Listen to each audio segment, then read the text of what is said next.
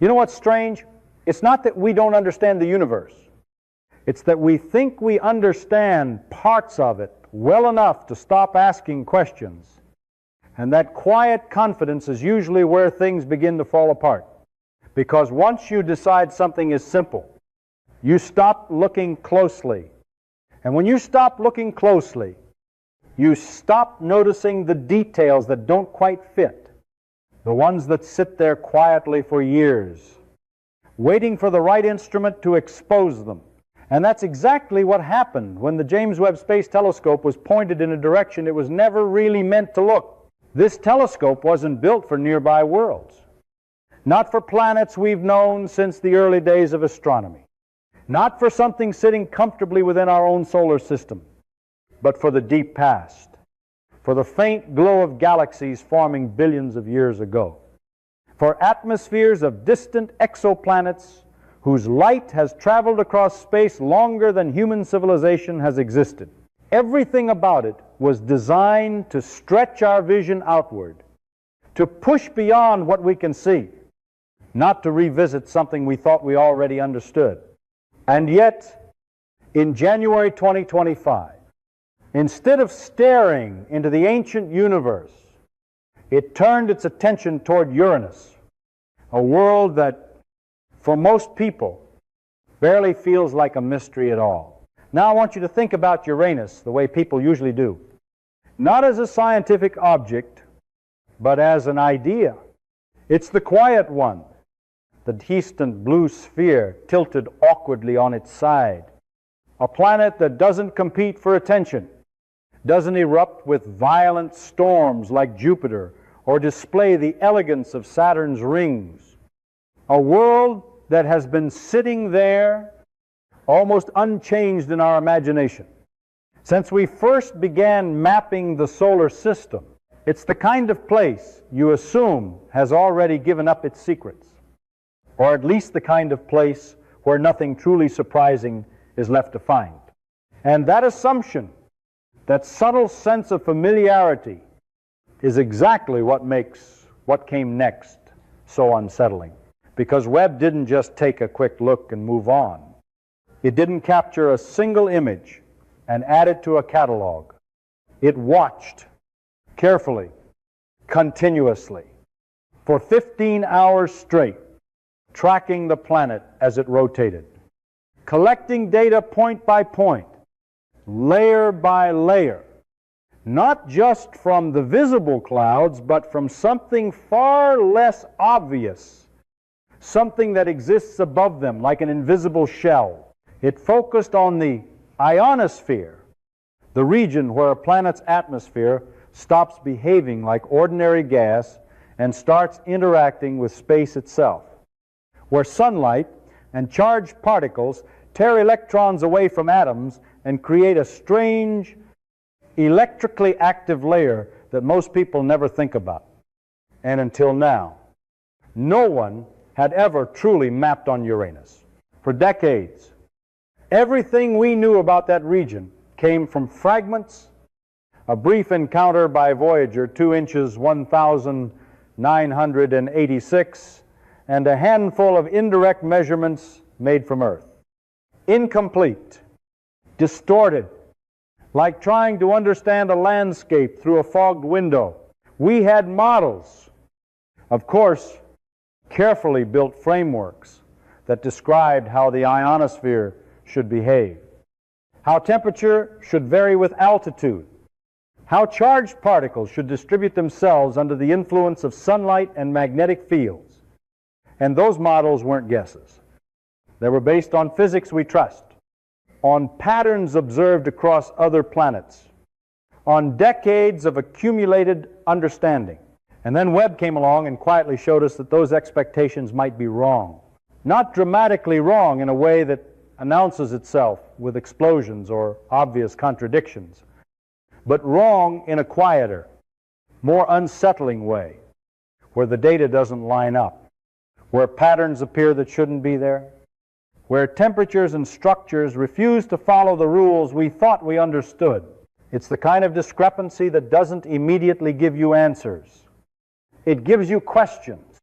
And worse than that, it makes you realize that the questions you've been asking might not even be the right ones. And this is where the story shifts from being about a telescope or a planet to something more uncomfortable. Because what Webb revealed wasn't just a new detail about Uranus.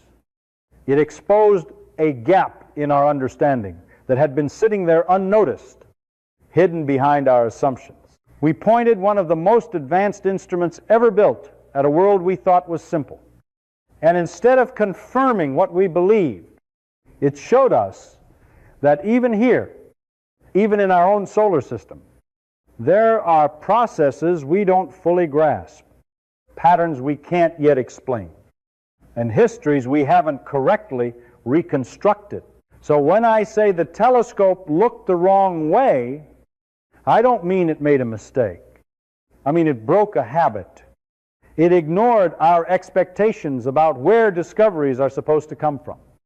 And in doing so, it revealed something far more interesting than distant galaxies ever could in that moment.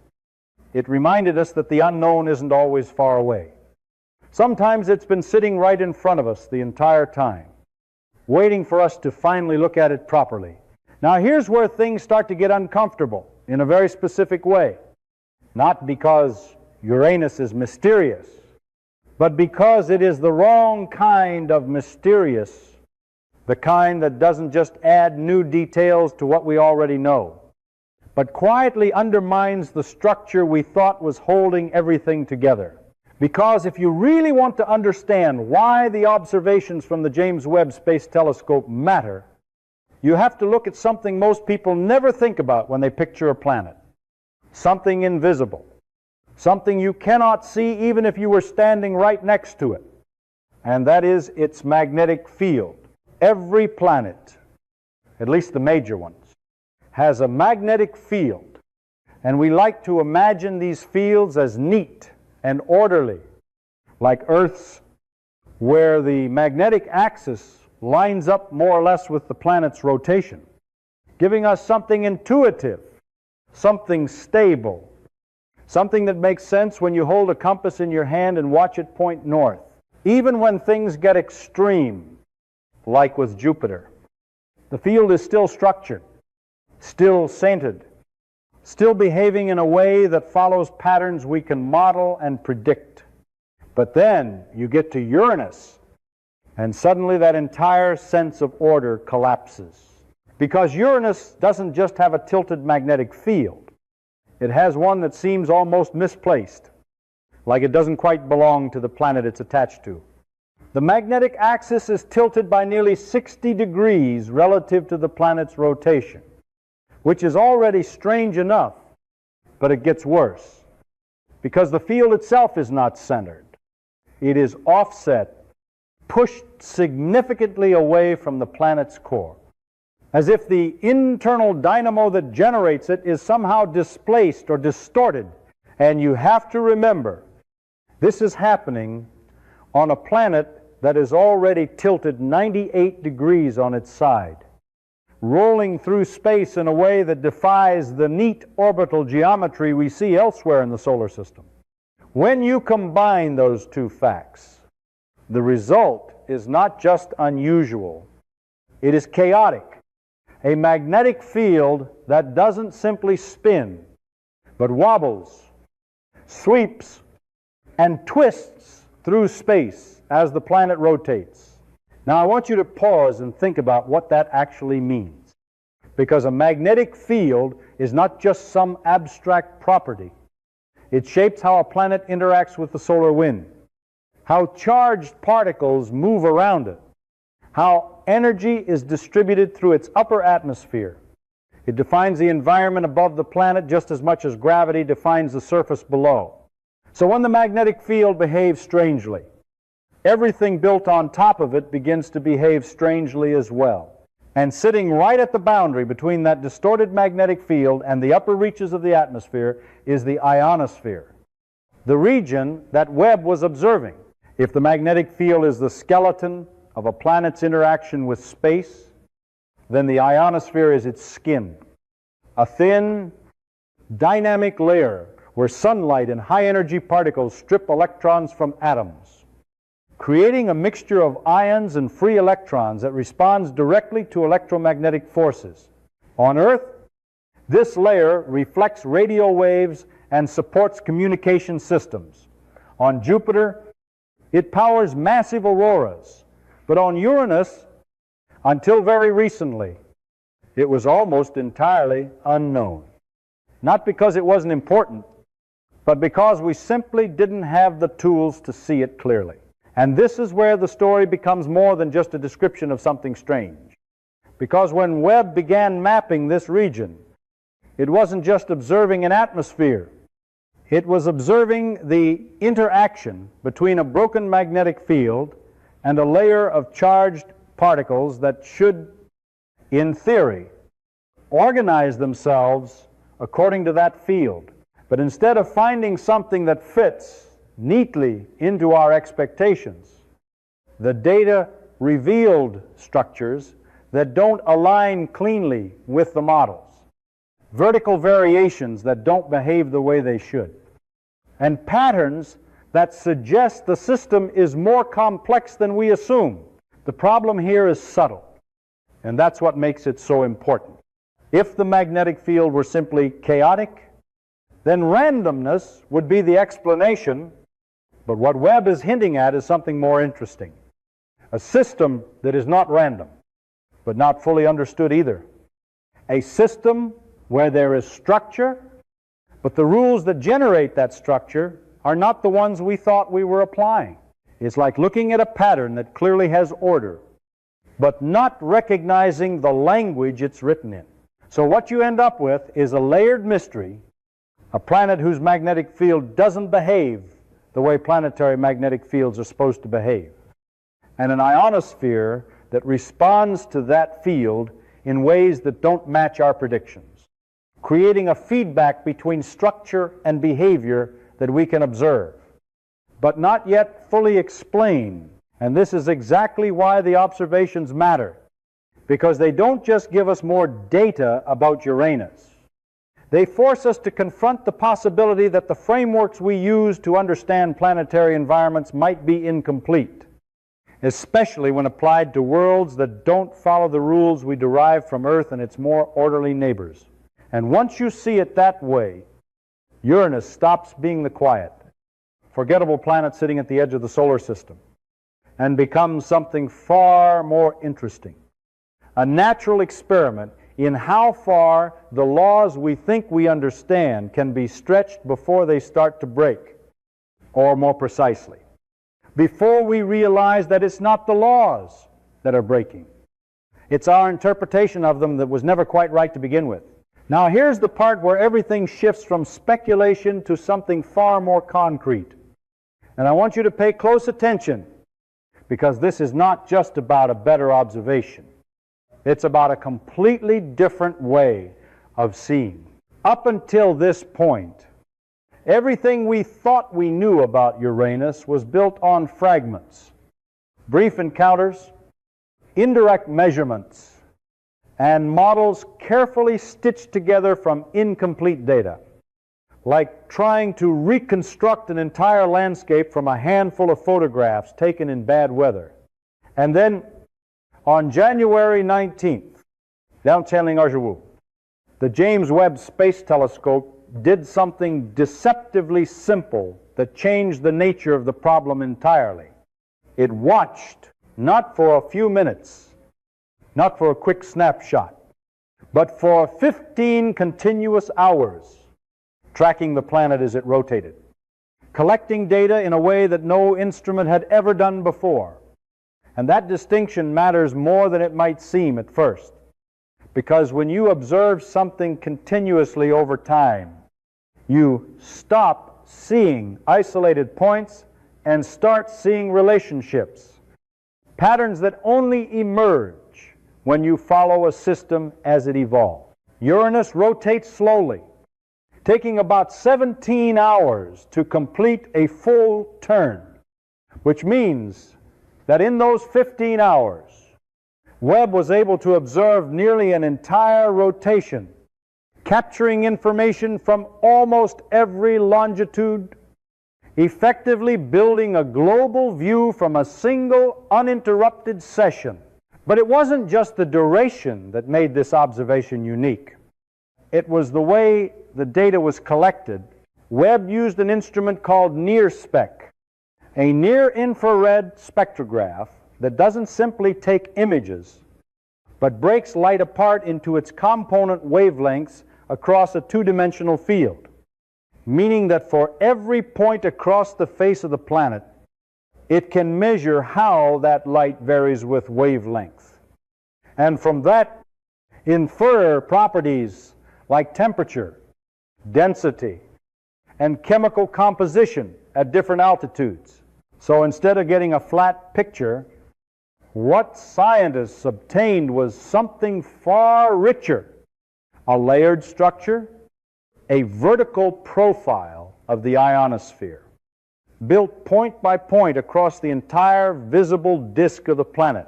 Now I want you to stop and think about what that actually means, because this is the first time we've had something like this for Uranus.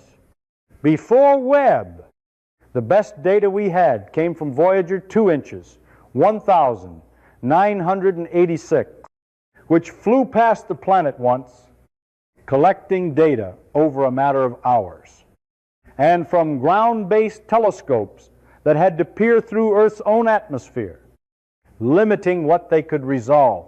Those observations were valuable, of course, but they were incomplete. Like looking at a sculpture through a narrow slit and trying to imagine its full shape. What Webb did was remove that limitation, giving us a continuous, multidimensional view that allowed scientists to trace how the ionosphere changes, not just across the planet, but vertically, layer by layer.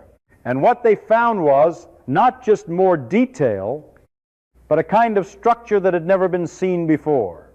The ionosphere of Uranus is not uniform, not a smooth gradient that changes predictably with altitude, but something far more complex, with regions where temperature peaks not at the top, as you might expect, but somewhere in the middle, thousands of kilometers above the cloud tops, and with variations that suggest energy is being distributed in ways we don't fully understand. The average temperature measured was around 426 Kelvin, which might sound high until you realize that it is significantly lower than what previous models and observations had predicted, extending a cooling trend that has been quietly unfolding for decades. But beyond the numbers, what makes this observation so important is the coherence of the data set itself. This is not a patchwork of measurements taken under different conditions at different times. It is a single, continuous record, capturing the state of the ionosphere as the planet rotates, allowing scientists to distinguish between local variations and global patterns, between noise and structure. It is, in a very real sense, the closest thing we have to a complete snapshot of Uranus's upper atmosphere. And yet, instead of resolving the mysteries, it has made them sharper. Because when you finally see something clearly, you don't just confirm what you thought you knew. You also expose everything that doesn't fit, every discrepancy, every deviation from expectation. And that is exactly what happened here.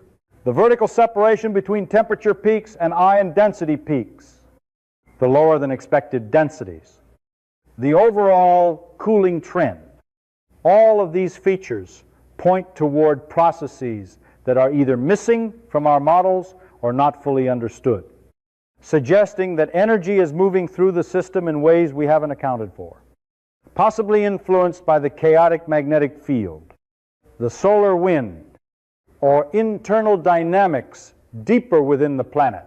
So what Webb's 15-hour watch has given us is not just a better map, but a new kind of problem, one that is more precise, more constrained, and therefore harder to ignore, We are no longer dealing with a blurry picture where anything could be explained away by uncertainty. We are dealing with a detailed structure that demands an explanation, and that changes the nature of the conversation entirely. Because now, when the data doesn't match the models, we can't just say we need better observations. We already have them.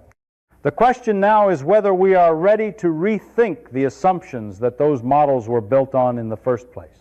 Now, here's the part that should really bother you. Not in an obvious, dramatic way, but in that quiet, persistent way where something doesn't quite fit and you can't ignore it anymore. Because once you see it clearly, it starts to reshape how you think about everything that came before.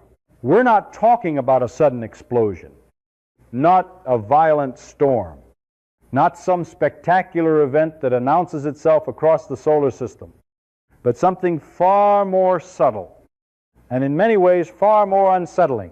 Uranus has been cooling steadily, measurably, for over 3 decades, and we don't fully understand why.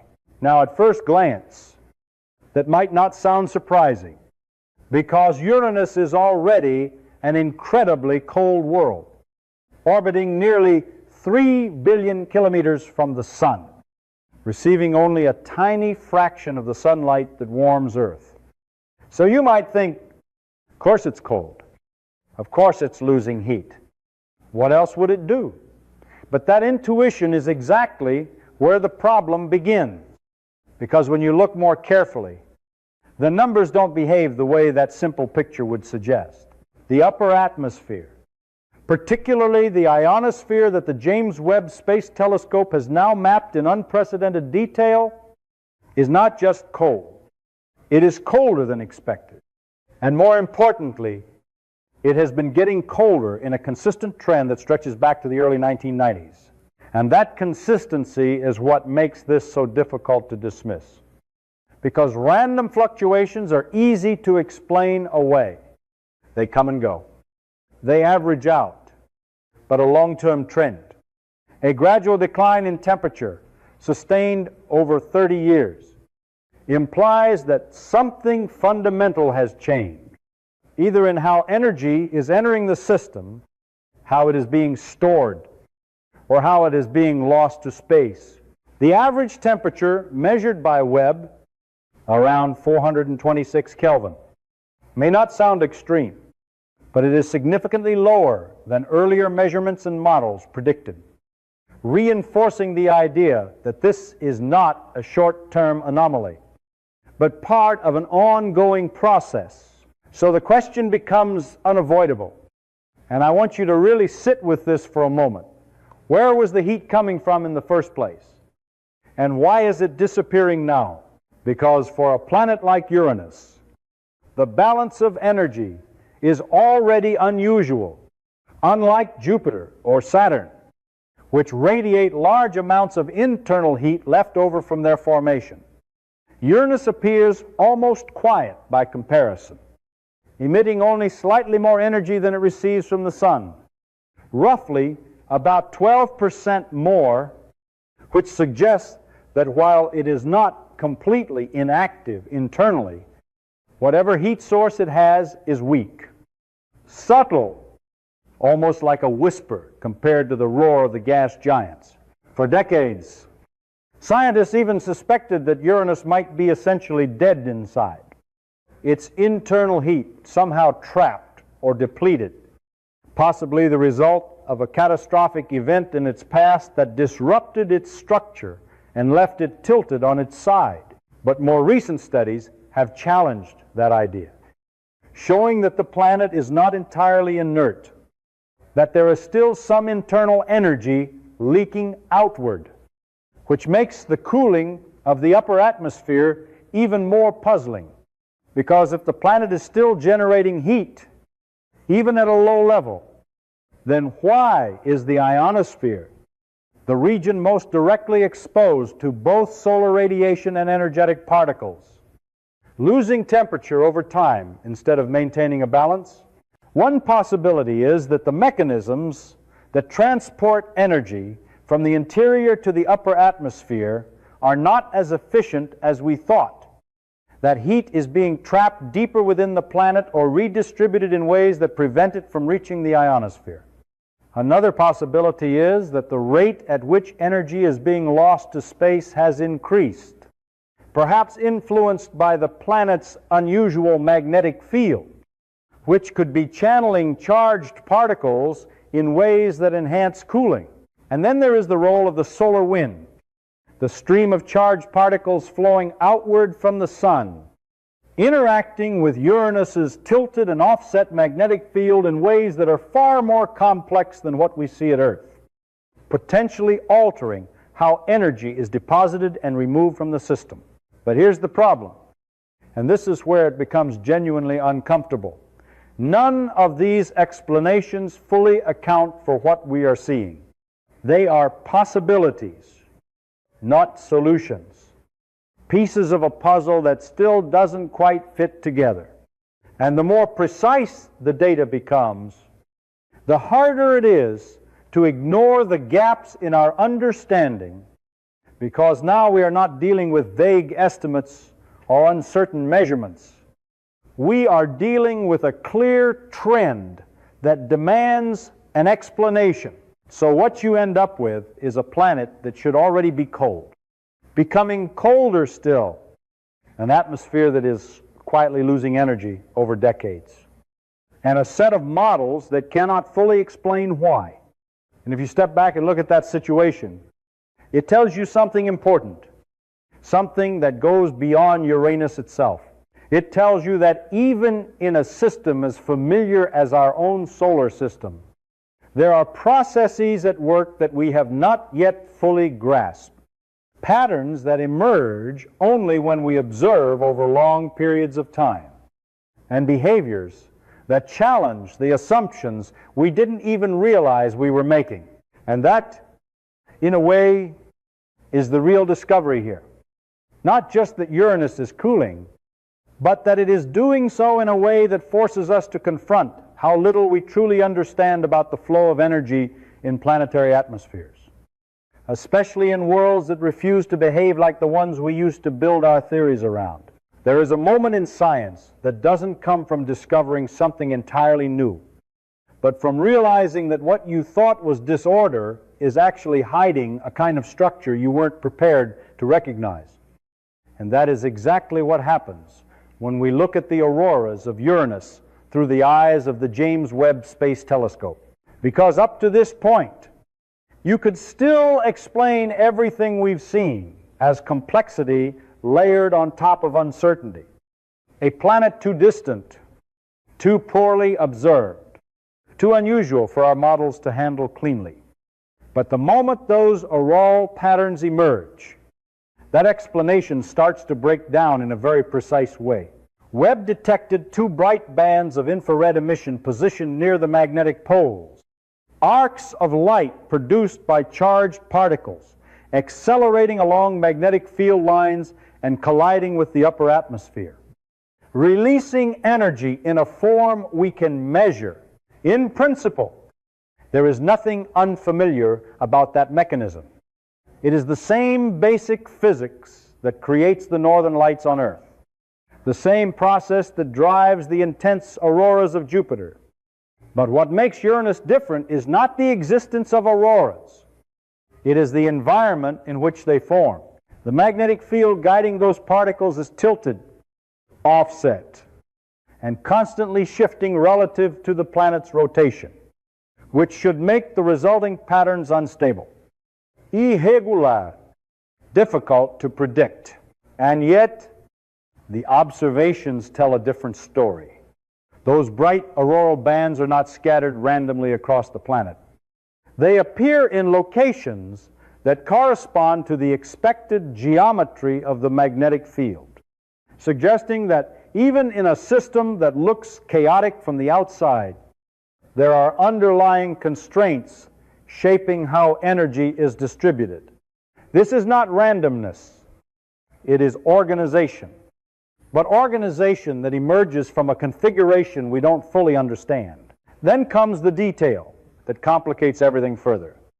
because between those two bright regions, Webb revealed a darker zone, a gap where the infrared emission drops sharply and the density of charged particles decreases, creating what is effectively a corridor of reduced activity. This is not just an absence of light. It is a region where the usual processes that generate auroras are being suppressed or redirected. And that immediately raises a question that cannot be ignored. What is controlling the flow of energy so precisely that entire monodic of the ionosphere can be deprived of it? There is a clue, but it doesn't come from Uranus itself.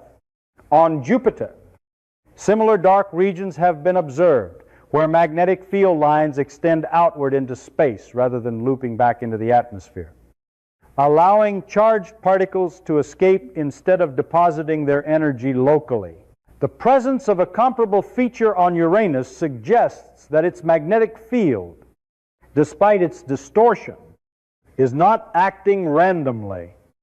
It is carving pathways, defining regions where particles are funneled inward and regions where they are carried away, effectively sculpting the ionosphere into zones of brightness and zones of relative emptiness.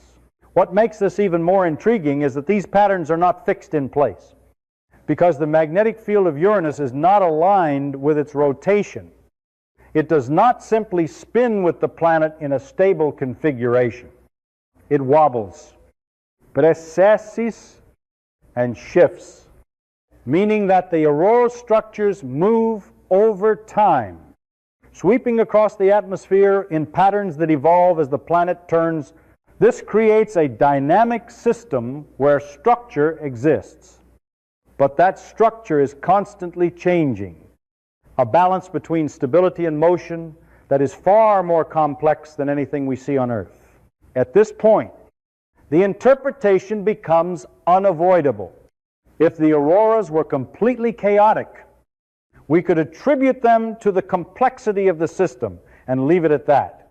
If they were perfectly orderly, we could rely on our existing models to explain them. But what we see instead is something in between, a system where there is clear structure, clear organization, but governed by rules that do not fully align with the frameworks we have built from studying other planets. And that is where the real significance lies, because these auroral patterns are not just visual phenomena.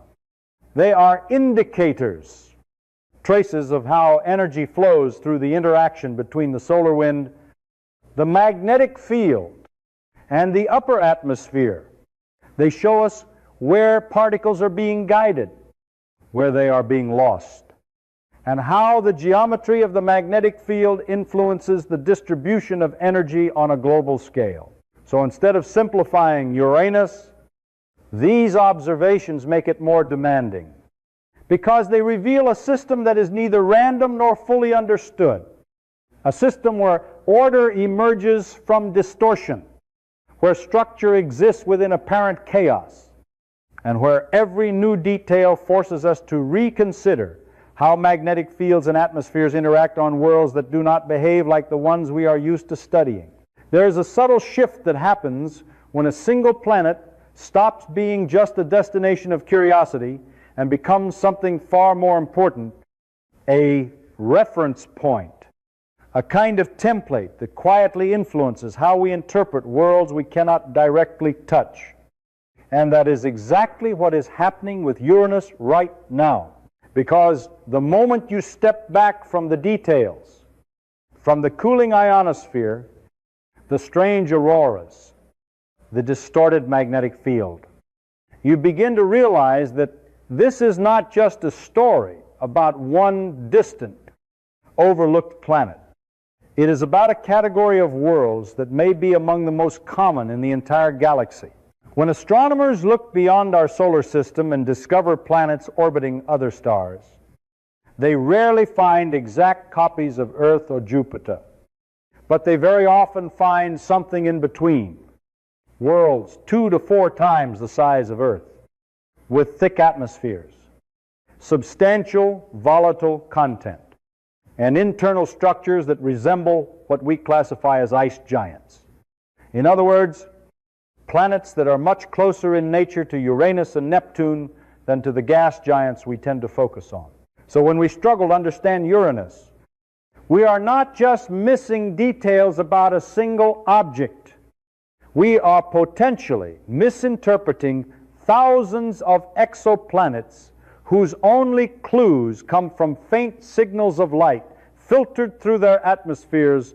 And this is where the observations from the James Webb Space Telescope begin to carry a weight that goes far beyond the outer solar system. Because what Webb has revealed is not just complexity, but inconsistency with the models we have been using to describe how planetary atmospheres behave. Those models, often simplified into one-dimensional frameworks, assume relatively smooth variations of temperature, density, and composition with altitude, guided by well-understood physical processes like radiative balance and chemical equilibrium. They work reasonably well for planets that behave in predictable ways, but Uranus is showing us a system where those assumptions begin to break down. The data indicates that temperature peaks and ion density peaks do not align as expected.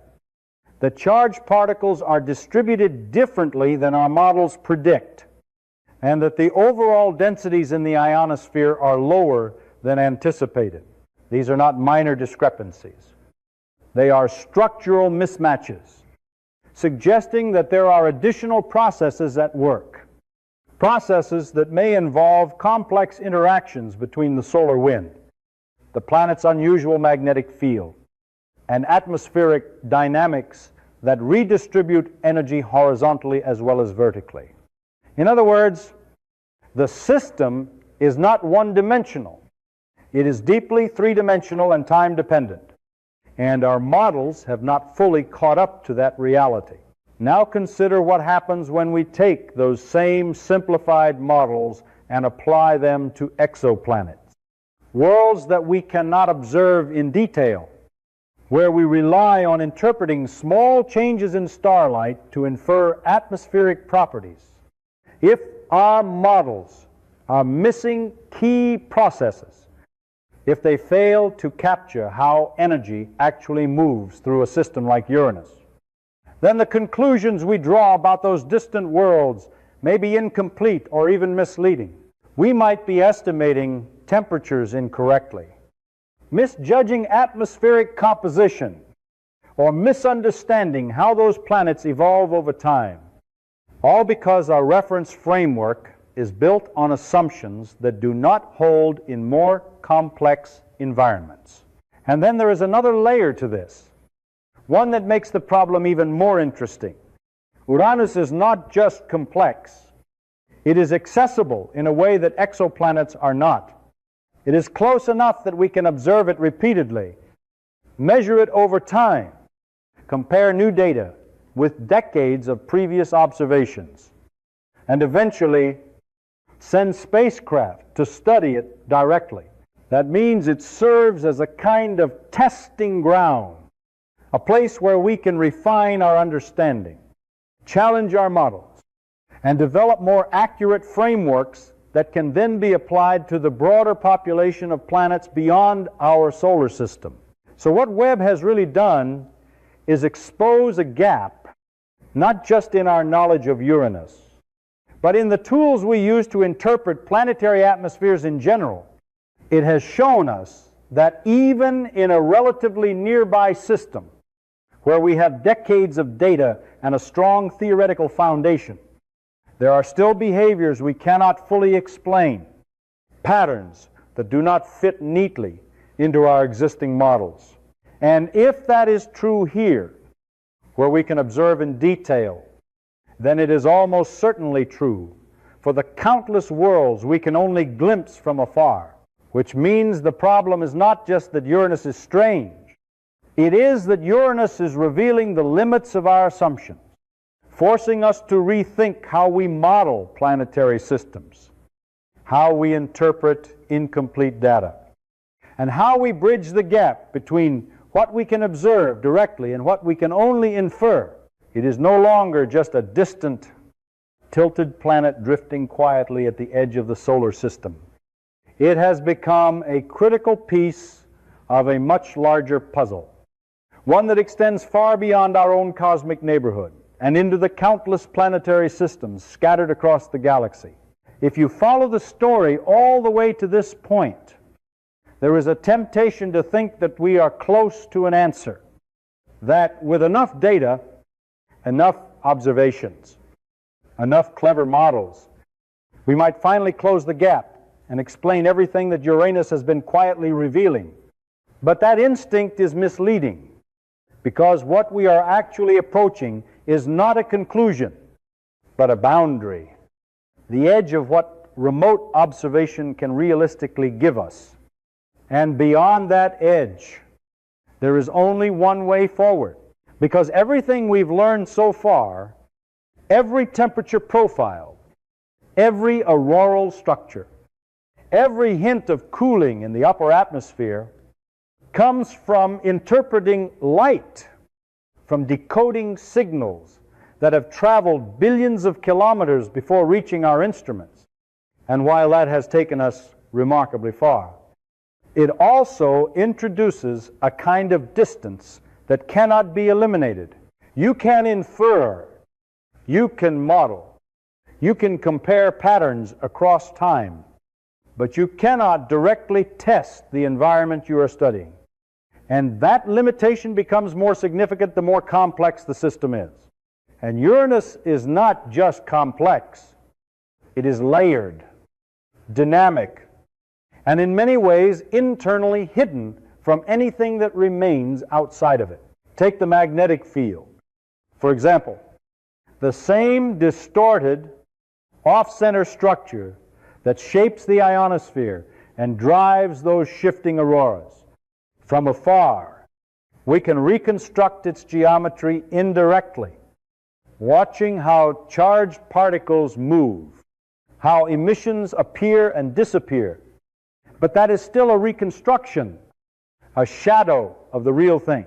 To truly understand it, you would need to move through it, to measure its strength and direction point by point, to see how it evolves, not just over hours, but over weeks and months as the planet rotates and interacts with the solar wind. That kind of knowledge cannot be extracted from a distance. It has to be experienced from within the system itself. And the same is true for the atmosphere. Right now, we describe it in layers. We assign temperatures, densities, compositions based on spectral data. But those are still interpretations, built on assumptions about how gases behave under extreme pressure and temperature. To resolve those assumptions, you would need to descend to pass through the clouds, to directly measure the ratios of hydrogen, helium, methane, and heavier elements, to understand not just what is there, but how it is distributed, how it changes with depth, how it connects to the planet's formation history. That is not something a telescope can ever do, no matter how advanced it becomes. This is why the idea of a dedicated mission is not just an extension of what we are already doing. It is a fundamentally different step. An orbiter would transform Uranus from a distant object into an active environment, something we can monitor continuously, something we can map in full three-dimensional detail over time, following the motion of charged particles, tracking the shifting boundaries of the magnetosphere, observing how auroras evolve not as isolated events, but as part of a larger system that breathes and changes. And alongside it, a probe descending into the atmosphere would provide a kind of ground truth, a direct measurement that anchors everything else, turning models into testable hypotheses rather than educated guesses.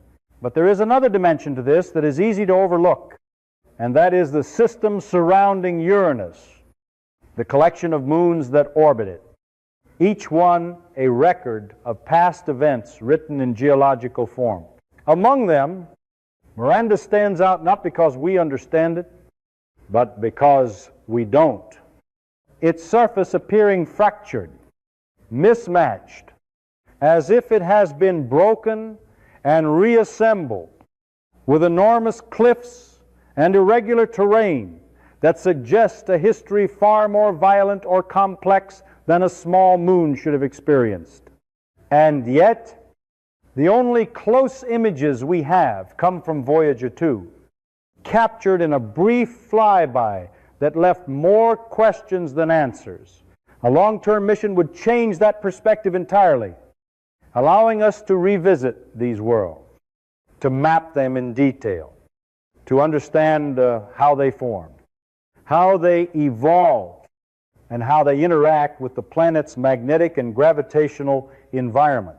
It would turn isolated snapshots into a coherent narrative, linking the structure of the moons to the history of Uranus itself, revealing whether the planet's strange tilt, its internal dynamics, and its surrounding system are all connected pieces of a single larger event.